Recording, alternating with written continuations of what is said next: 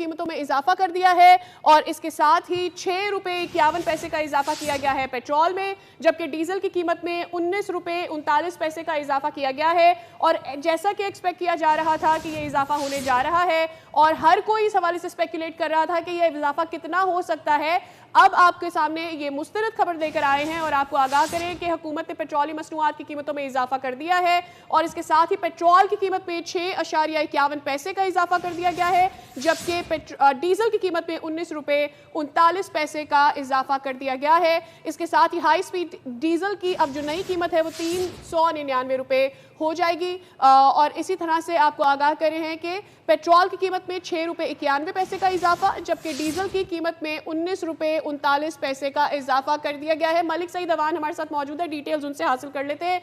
जी मलिक सईद, आगाह कीजिएगा अब क्या कीमत हो जाएगी पेट्रोल की भी और डीजल की भी?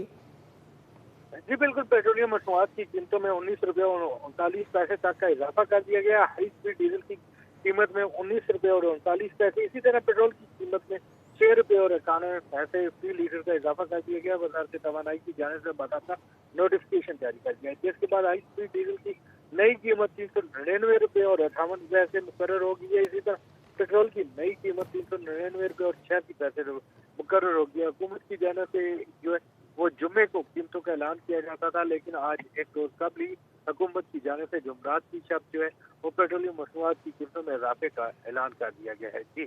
और मलिक सईद अवान, आप जो ये बता रहे हैं पेट्रोल